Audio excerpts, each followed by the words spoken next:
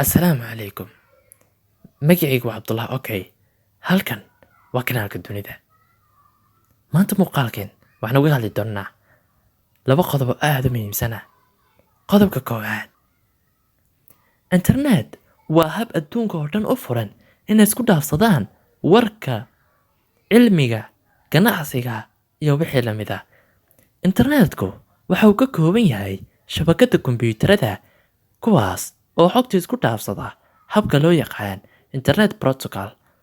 Wuxuuna ka kooban yahay milyoonaad shabakadood sida kuwa jaamacadaha, ganacsiyadaha, dowladaha, shirkadaha, kuwaas oo si wada jira isku dhaafsada xog kala duwan oo nooc walba leh, sida sawirada, fiidiyowyada, codka iyo qoraalada. Magaca internet waxa uu ka yimi ereyga interconnection network oo loo soo gaabiyey internet. Internetku waxa uu ahaa natiijo ka dhalatay mashruuc ay sii daysay hay'adda ARPANET ee sanadii 1969, kaasoo ahaa mashruuc ka soo baxay wasaaradda gaashaandhigga ee Mareykanka.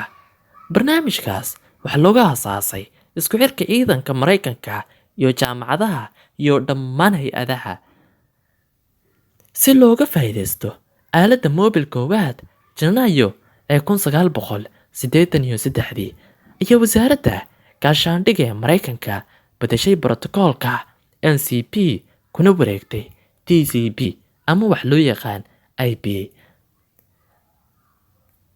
Sida hadda ka muuqato, internetku waxa uu yareeyey waxyaabo badan oo ay ku bixi jirtay tamarta. Sida tusaale ahaan, waxaa maanta wax ka baran kartaa internetka adigoo jooga xaafadaada ama gurigaaga.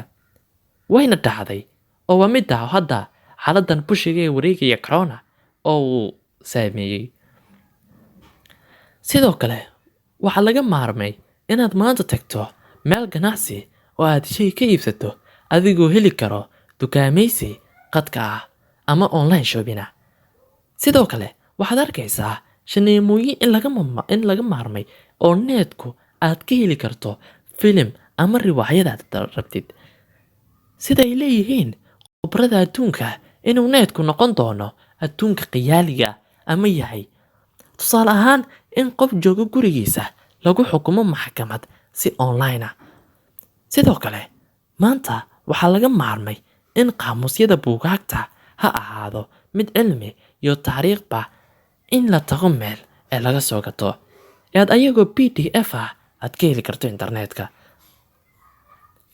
Okay, midda xigta, website, mowqic web waa bar meel ka tirsan bogga internetka taas u gaara qof, meherad, koox, urur, dowlad iyo wixii la mid ah. Barta internetku waxaa ku jira macluumaadyo badan oo kala duwan, kuwaas isugu jira qoraal, dhegeysi, maqaal iyo muuqaalba. Bar kasta oo internetku ka mid ah waxay leedahay cinwaan, magac iyo IP u gaara, kuwaas oo laga soo iibsado ama kiraysto shirkadaha waaweyn ee maamula internetka. Sida caadiga ah, barta internetku waa goob ka tirsan macluumaadka online-ka ah ee laga helo internetka. Goobtaas waxaa si gaar ah u maamulo ama iska leh qof, meherad, koox, urur iyo wixii la halmaala. Dunida maanta waxaa jira tiro aad u badan oo bar internet ah, kuwaas oo adeegsada bulshada caalamka si isla markaasi ay bulshada halkaasi uga shaqeeyaan, sida Amazon iyo waxa la halmaala. Qodobka xiga, afka Ingiriiska ah. English, luqadda Ingiriisiga, waa luqad looga hadlo dhowr wadan, waxayna tahay luqadda caalamka aad looga xishmeeyo. Asal ahaan, afka Ingiriiska wuxuu ka yimi luqadda afka Laatiinka ah. Waxaa lagu alifay wadanka Ingiriiska. Fiditaanka uu afka Ingiriiska ugu fiday dunida waxaa sabab u ahaa gumaysiga Ingiriiska oo ku gumaystay dunida barkeed kala bar.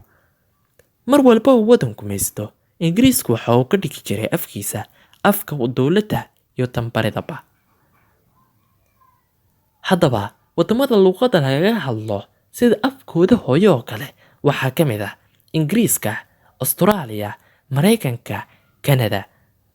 Waddamada looga hadlo si aan rasmi ahayn: Koonfur Afrika, Kenya, Hindiya, Pakistan, Bangladesh, Nigeria, Suudaan, Ghana, Mexico, Ireland, Tanzania iyo Uganda. Haddii aad muuqaalkan wax badan ka faa'iiday, inagu soo biir oo channel ka rukumo si uu kuu soo gaaraan macluumaadyo badan.